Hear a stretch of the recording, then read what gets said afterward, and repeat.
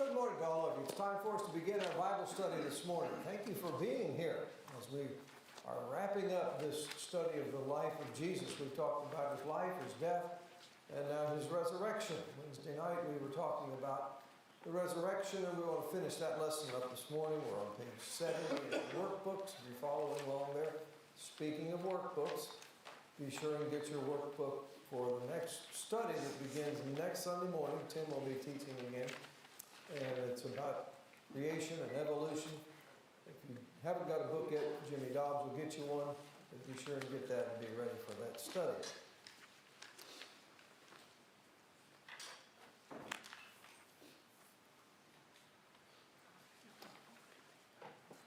Let's begin with a word of prayer, please. Our Holy Father, we're grateful for our first day of the week, for a beautiful day, and for the strength we have to be able to gather together and to have a period of study of your word. We're grateful for this account of Jesus' death for us, and we're so grateful for your love for us in sending him and his love for us and willingness to come and suffer.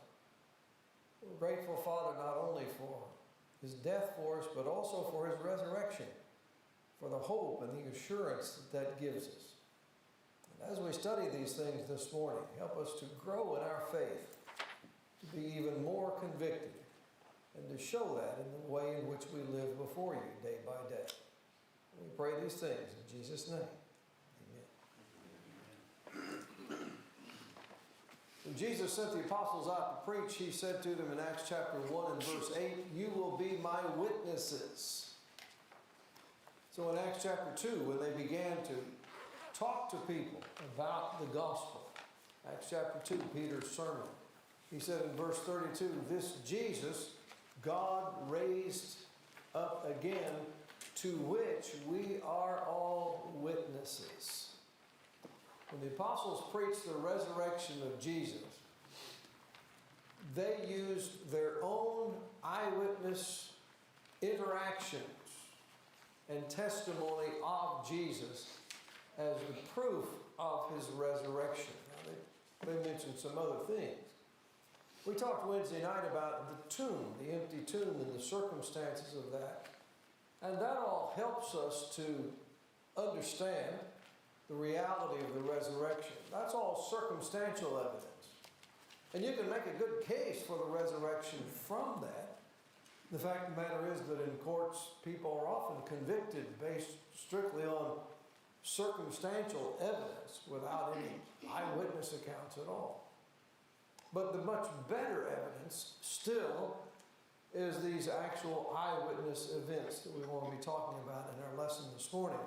And on page 71 of the workbook, Jim just gave you a list of passages to try to identify who these various ones were to whom Jesus appeared. We've already talked about two of these in our lesson on Wednesday night. We talked about the appearance to Mary Magdalene and to the other women. And we talked about particularly the nature of the one with Mary Magdalene. She wasn't expecting to see Jesus. And then when she discovered that it was he, she grabbed a hold of him and he said, "No, go tell the other disciples." There were 5 different appearances that all took place the day Jesus rose from the dead, the first day of the week. First to Mary Magdalene, Mark 16 and verse 9 is explicit that he appeared to her first, then to the other women. Now look with me in the Gospel of Luke chapter 24, just a little bit later that same day. As Jesus appears to 2 disciples, one of them is unnamed, the other one is Cleopas, and we know absolutely nothing about Cleopas outside of this reference in Luke chapter 24. But these disciples were walking to a little town called Emmaus, which is on the road from Jerusalem up to Joppa on the coast. It's about 6 or 7 miles from Jerusalem to the northeast. And verse 14 says they were talking with each other about all these things which had taken place. Now, they're not just talking about the crucifixion, though that's principally it.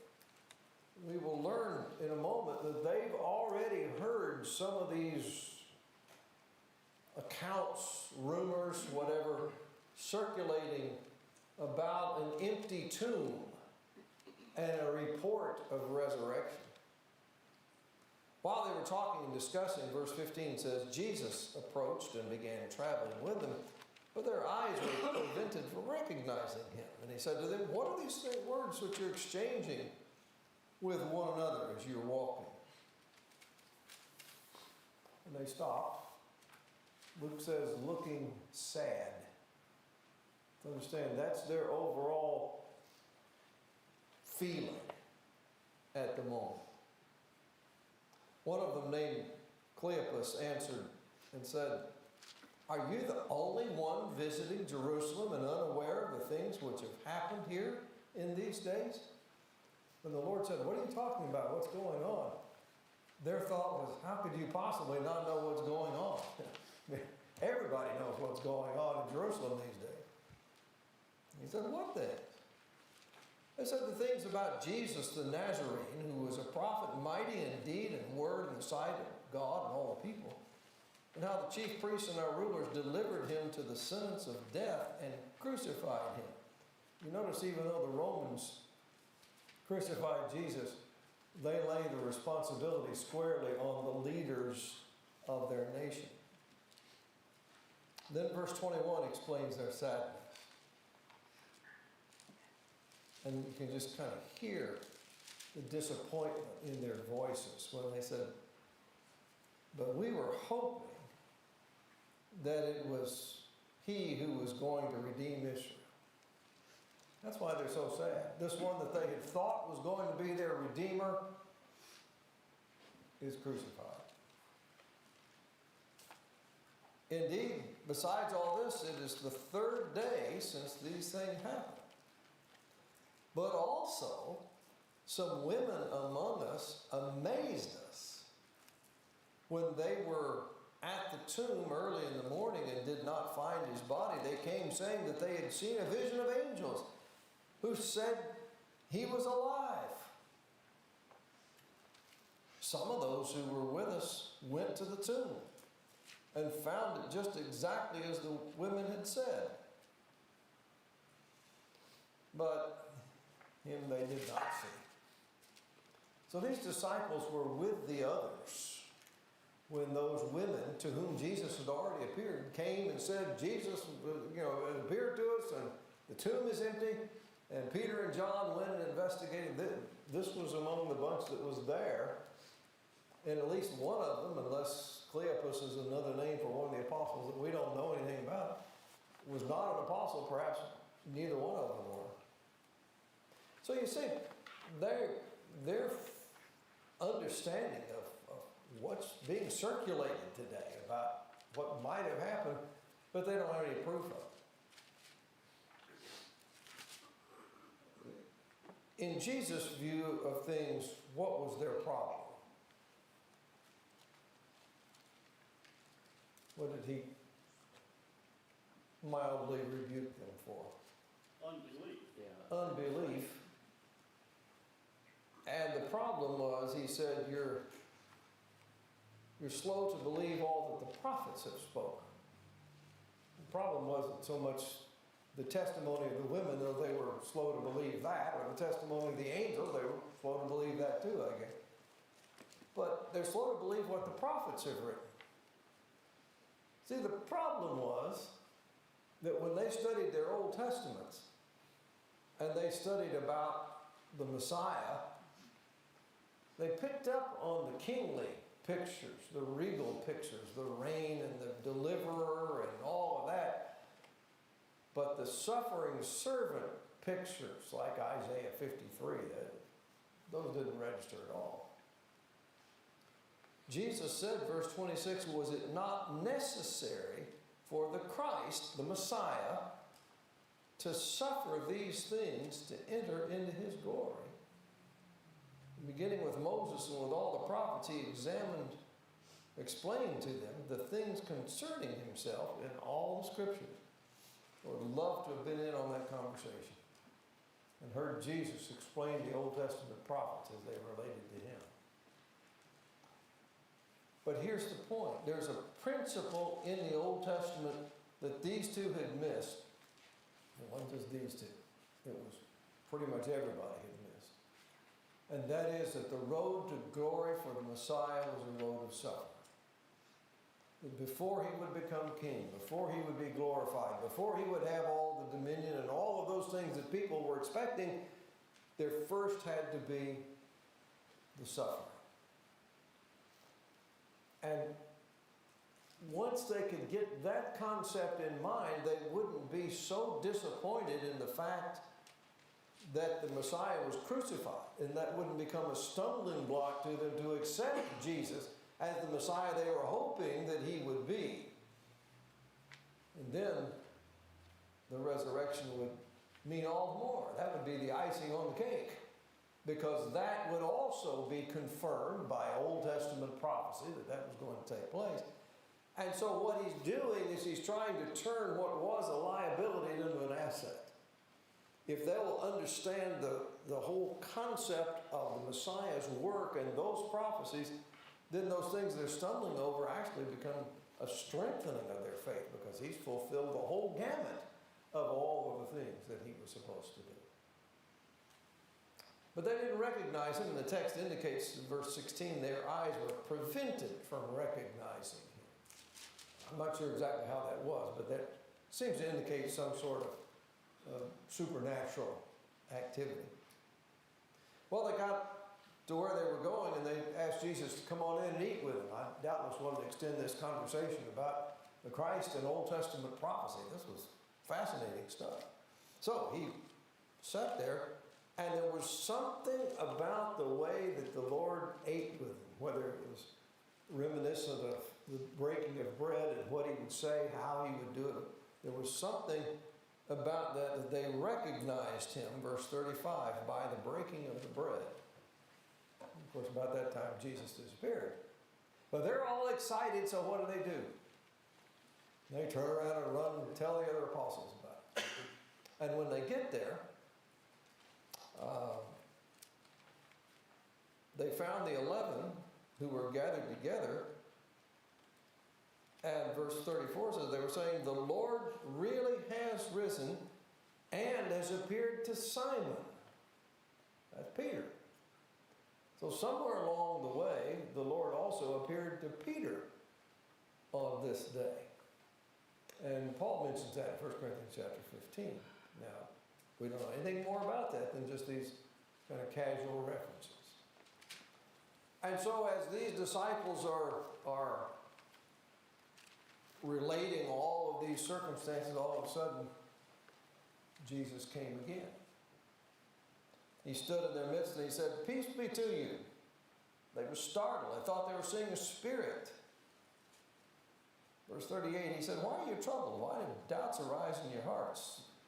See my hands and my feet, that it is I myself. Touch me and see, for a spirit does not have flesh and bones, as you see that I have." This is very important. The Lord is inviting them not just to look at him, but to examine him, to touch him. Look in the book of 1 John, chapter 1.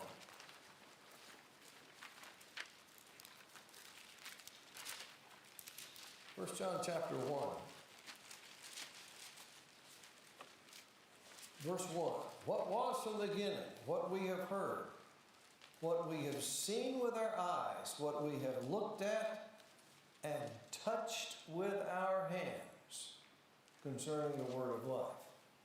Now, I don't know that 1 John 1 verse 1 necessarily refers to these post-resurrection interactions with Jesus, but Jesus invited them to have that kind of sharing with him. Why would he do that? He wanted them to know beyond a shadow of a doubt. At that point, I think Thomas is probably our greatest witness because of what he said. I'm not going to believe it until I put my fingers in his, the holes where the spikes were. Right. And for him him, and then we know how that ended up, so. I think that's why, he didn't want any doubt in their minds whatsoever. All right, Tim's point, I think, is right on the money. It's absolute confirmation of what they were seeing, that they're not just dreaming this, it's not something they just want to see. He's going to eat with them on several occasions. And when he's finished eating with them, on these occasions he tends to appear and disappear. But when he's gone, well, the leftovers are still there on his plate, the old fish bones where he ate the piece of fish with them. In John 21, he cooks breakfast for them and they ate what he cooked. And so these kinds of things are assurances that they're not just dreaming here, that these are real events. Okay, all of that's on the first day. Now there's one problem on this Sunday night assembly, the day that Jesus arose from the dead. And actually, as Tim pointed out, it really turns out to be a good thing. Thomas didn't come to Sunday night services. You see what happens when you don't go to Sunday night services. Thomas wasn't there for whatever reason. So when the other disciples told Thomas, they've seen the Lord. And they doubtless told him about seeing his hands and his feet and touching them, because in John 21, or John 20, when they tell Thomas about that, he says, as Tim said, unless I see his hands and the imprint of the nails, and put my finger into the place of the nail, and put my hand into his side, I will not believe. That's John 20 and verse 25.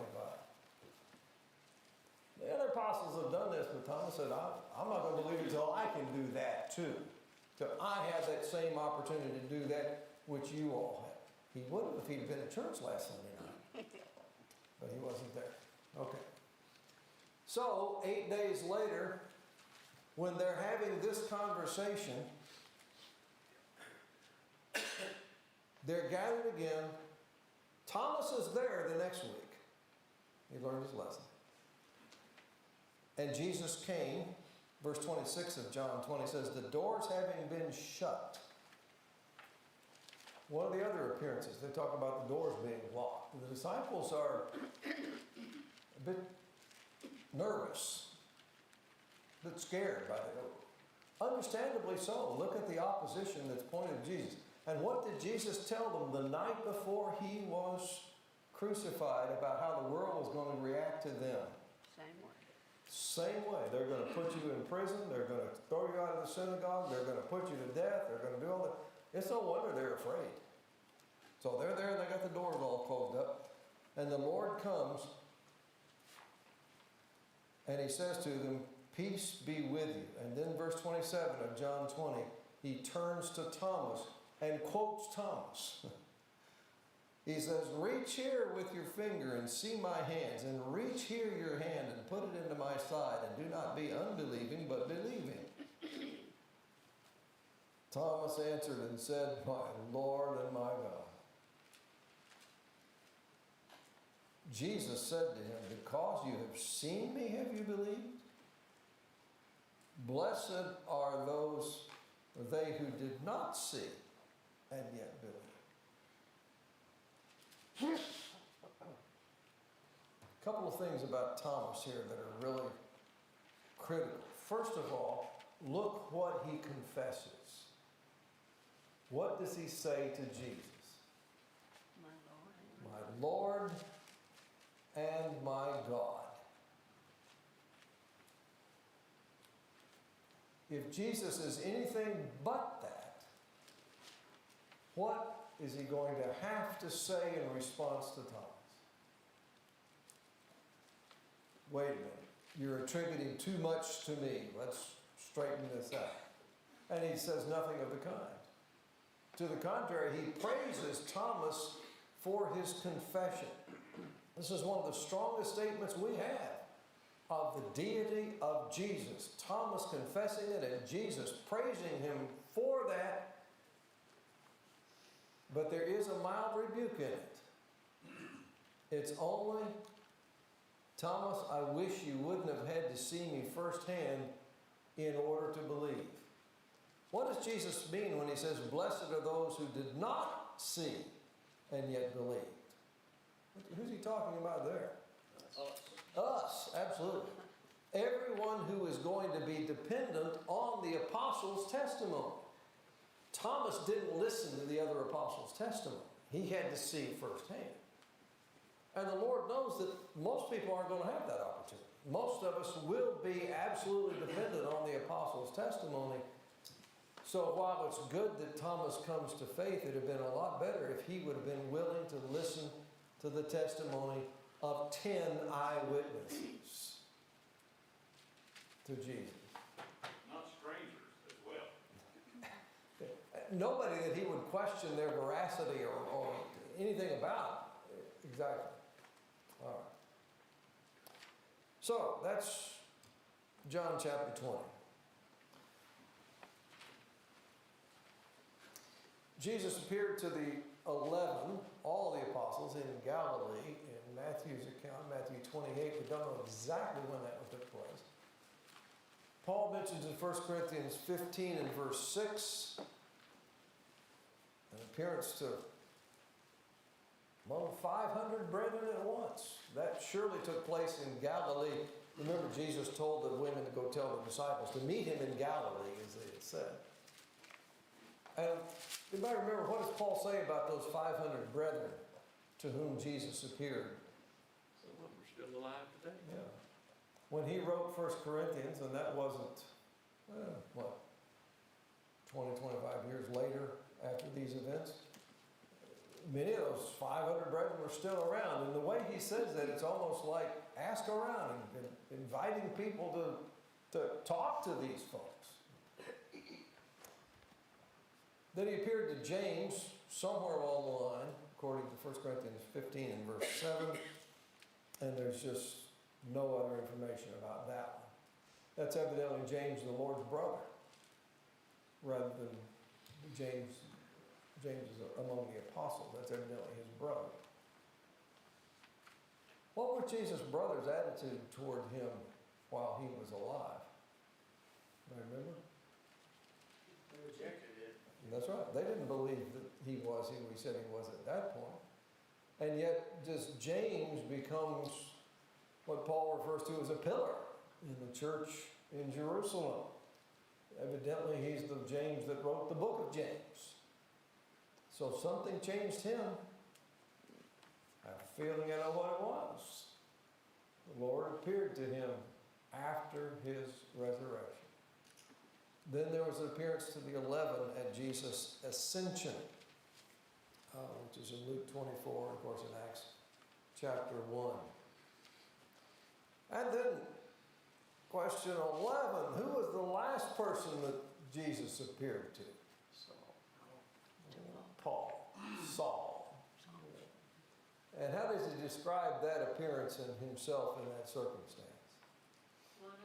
One untimely born. King James says, born out of due season. You know, Paul was just not in with the rest. He wasn't one of these original witnesses. He was a much later appearance of Jesus. It was a unique circumstance. You read about it in Acts 9, Acts 22, Acts 26. Actually, there were two more appearances that Jesus made, but these were not physical in nature.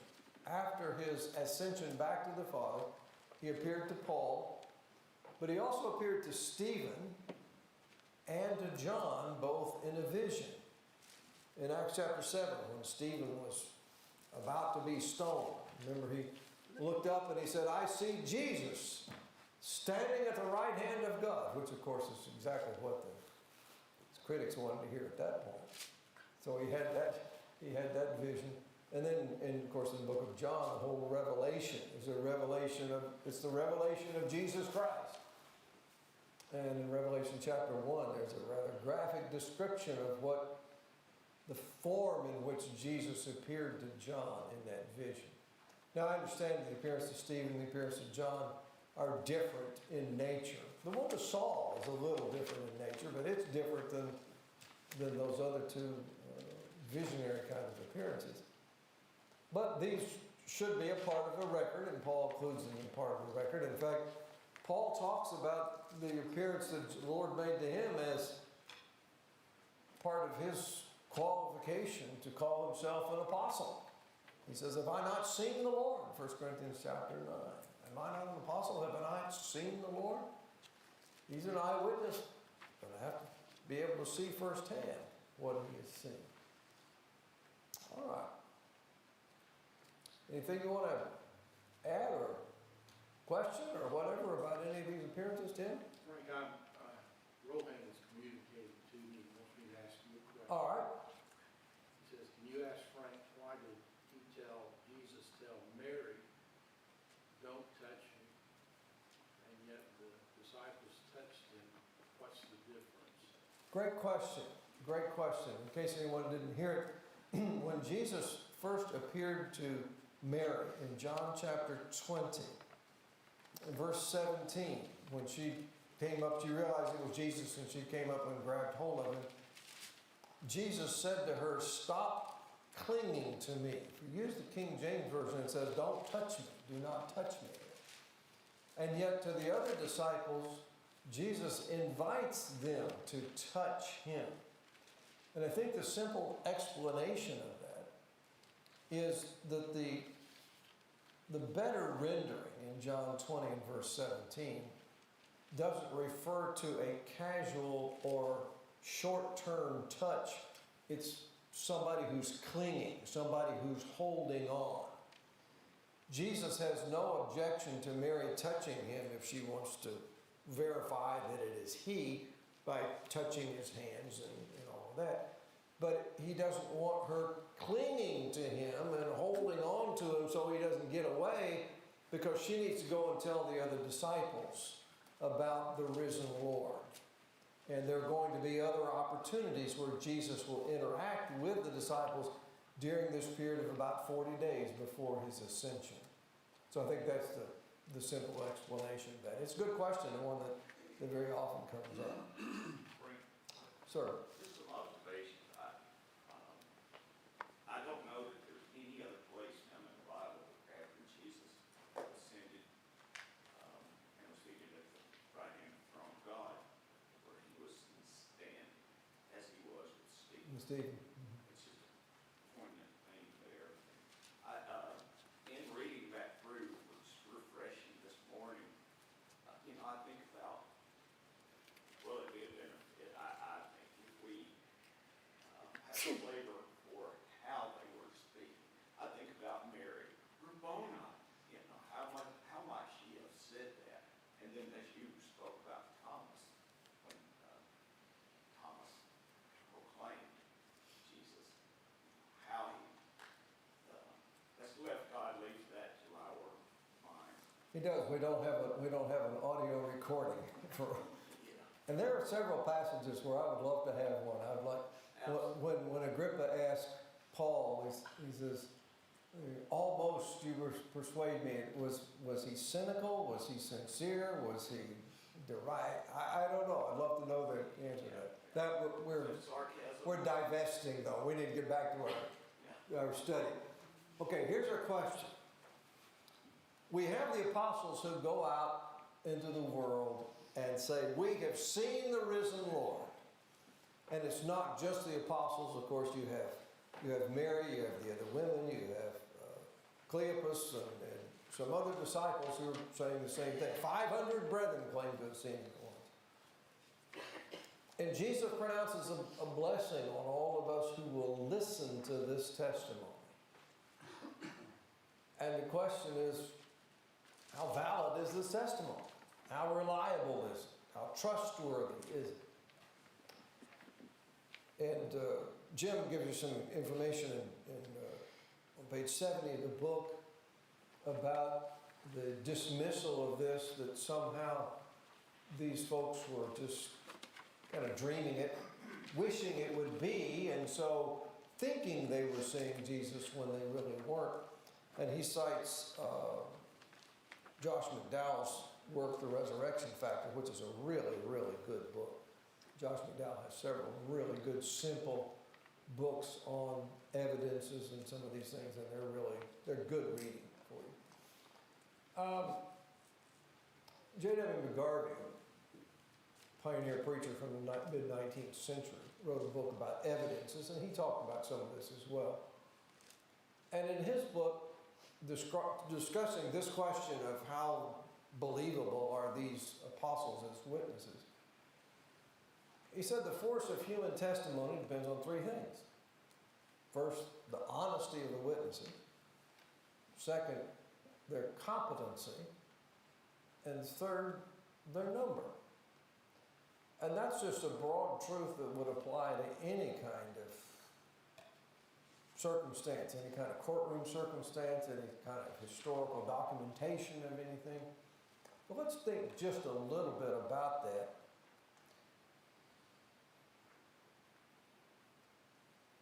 Why would a witness lie about something? Why would he say something, for example, in a courtroom setting when it's not so and he knows it not to be so? Why would he do that?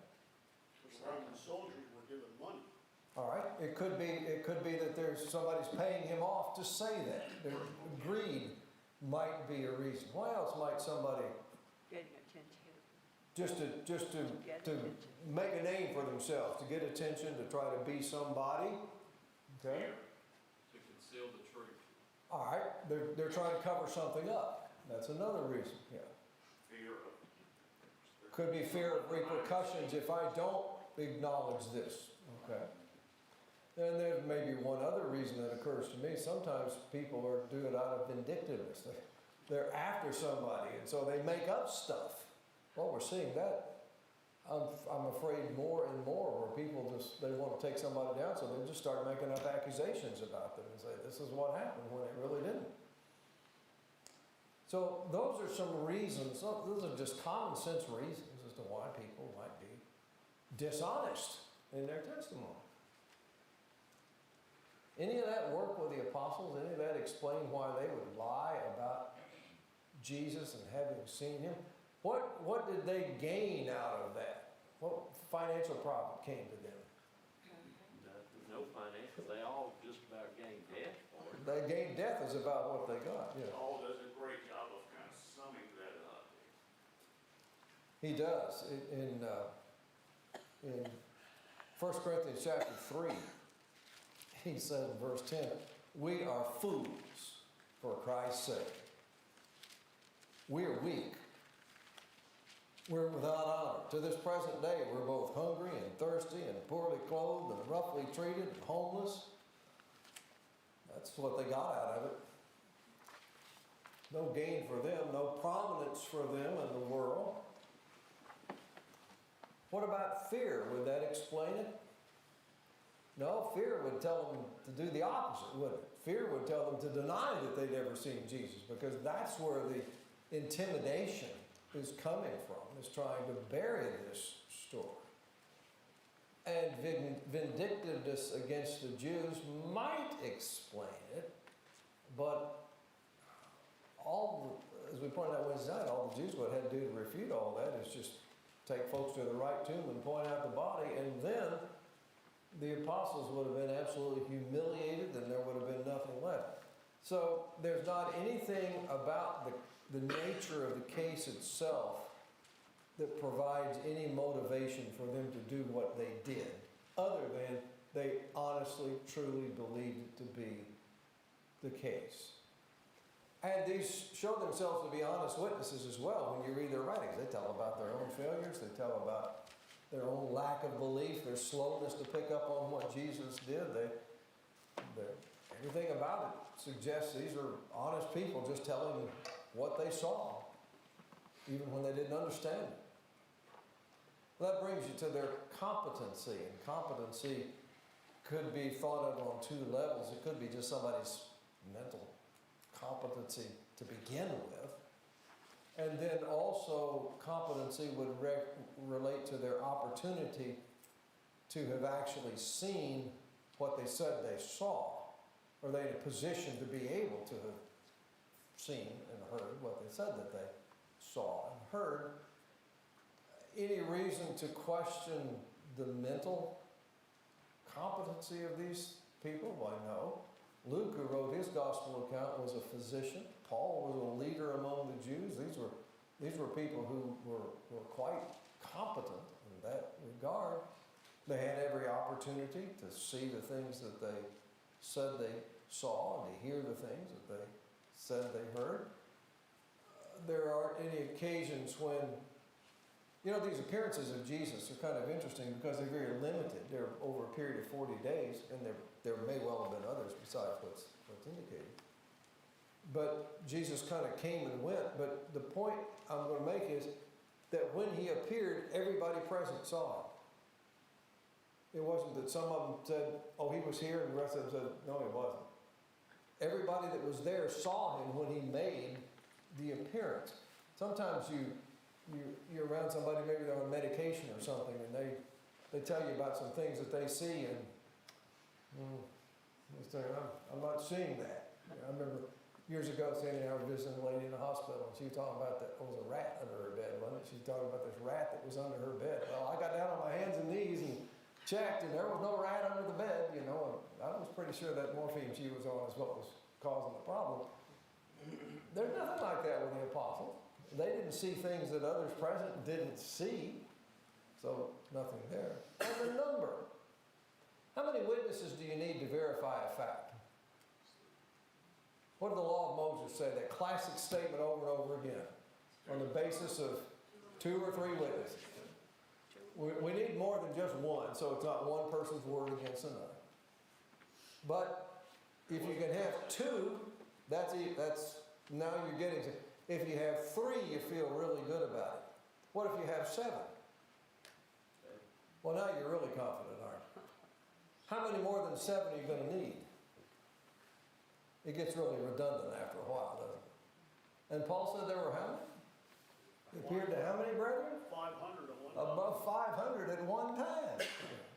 So there are plenty to establish the fact. So that's just a kind of a quick overview of that subject. There's a lot more to be said about it.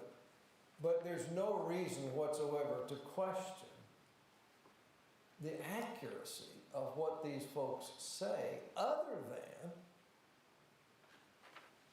if you really don't want to believe it. If you're looking for a reason to reject it, then you might raise some questions. But just objectively looking at it, there's really no reason to throw them out. All right, Al? 2 people that were not mentioned in our workbook that I thought about today were the 2 men that were set forth to take Judas's place as an apostle in Acts, the 1st chapter. Right. Justus and Joseph. Joseph and Justus, who we know as Matthias. Right. We don't have any evidence where those men come into the picture other than what is recorded for us, that they accompanied them all the time that the Lord Jesus went in and out among us. We're witnesses of those things. Right. That's a good point. Very good point. So what you learn from the account in Luke 24 with those disciples on the road to Emmaus is that there were more people present at some of these gatherings of the apostles than just the apostles. There were some others present. And who knows? One of those other men on the road to Emmaus might have been Joseph or Justus. I don't know. But that's a good point, that there were others present besides the ones that are mentioned. All right, we've got about, what, a quarter till or 20 till? Quarter till on Sunday morning. I'll get that straight one of these. When I used to preach, we had the same problem, so we fixed it. The preacher couldn't remember, so we just fixed it where class ended at the same time every time, and then I could get it.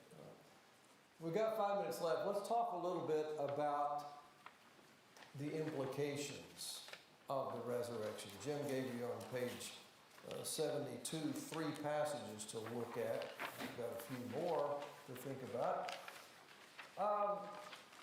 But let me just see what you do with these. In 1 Corinthians 11, 23 through 26. What impact does the resurrection have on the Christian in that path? To remember once a week. The Christian worships once a week, remembering what Jesus did. And there are lots of other things in 1 Corinthians, particularly in chapter 15, that talk about some of the implications of this. But in chapter 11, the point is it makes us worshipful. It makes us come together to remember what Jesus did. That's why we do that. It means so much to us that we want very much to keep that memory and that focus alive in our lives. Right? 1 Corinthians 15, you could have put the whole chapter in that, in this discussion. But in verses 12 through 19 particularly, what impact does the resurrection provide there? Hope of eternal life. It makes us hopeful, doesn't it? Paul says if in this life we've believed in Christ, we are of all men what? We're the most miserable, most pitiful bunch there ever was. Because we're living our whole lives in a delusion that somehow when life is over there's going to be something better. And that would be a pitiful thing if people lived their whole life with a hope that had absolutely no basis whatsoever. Clinging to vapor. Clinging to vapor, good way to put that. Right? That's exactly right. And then in Romans chapter 6,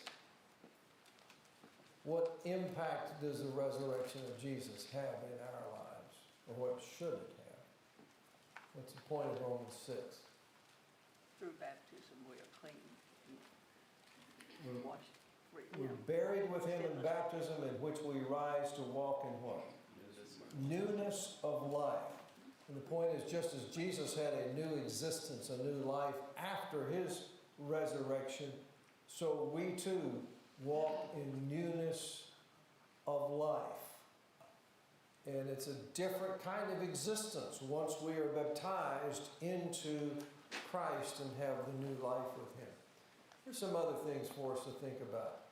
In Romans chapter 1, verses 3 and 4, Paul says that Jesus was declared to be the Son of God with power by the resurrection of the dead. And remember when they asked Jesus, what sign are you going to do to show us who you are? What did Jesus say to them? What sign are you going to do when he destroyed the temple in John chapter 2? Who do you think you are? What sign do you do? The Lord said, destroy this temple, and in 3 days I will raise it up. He pointed to resurrection. In Matthew 18, when the Sadducees or the Pharisees came to Jesus when he just cast out a demon just a short time before, and they said, what sign do you do to do these things? He said, no sign shall be given it except the sign of Jonah. What was the sign of Jonah? Just as Jonah was 3 days in the belly of the whale, so the Son of Man will be 3 days in the heart of the earth. He pointed to his resurrection. And Paul said that he was declared by, this is the proof, the ultimate miracle that Jesus did. The other signs show who he was, but this is the ultimate one. It shows him to be more powerful than Satan. Hebrews 2 talks about that through death he rendered powerless him who had the power of death, that is the devil. And so that's an important thing because it says whatever Satan is trying to get me to do, the Lord can give me more power to overcome it. 1 Corinthians 15, one of his main points there is if Jesus was raised from the dead, that proves that he's able to raise me as well. And that applies not only to the ultimate resurrection when he comes again. In John 5, that also applies to right now, his ability to raise me spiritually and give me the new life that we were just talking about. Acts 17, it means he's going to judge me. Paul said to the Athenians, he said that God has fixed a day in which he will judge the world through a man whom he has appointed, having furnished proof to all men by raising him from the dead. The resurrection of Jesus is the proof that one day Jesus will be our judge. And then, of course, the practical meaning of it is that I have to become his disciple. This relates to that new life that Patsy was talking about, the new life we have in Christ in Romans 6 and and all of these other things. There are all kind of resurrection passages in the New Testament that talk about the implications of it. That's just a little sample of it. But it shows you how much of a priority the preaching of the resurrection of Jesus was. And when you read the sermons in Acts, notice that in just about every one of them, the apostles talked about the resurrection of Jesus, and that's the proof. All right, we will leave it right there. Wednesday night, in a 40-minute class, we'll cover again everything we've covered in the last 3 months.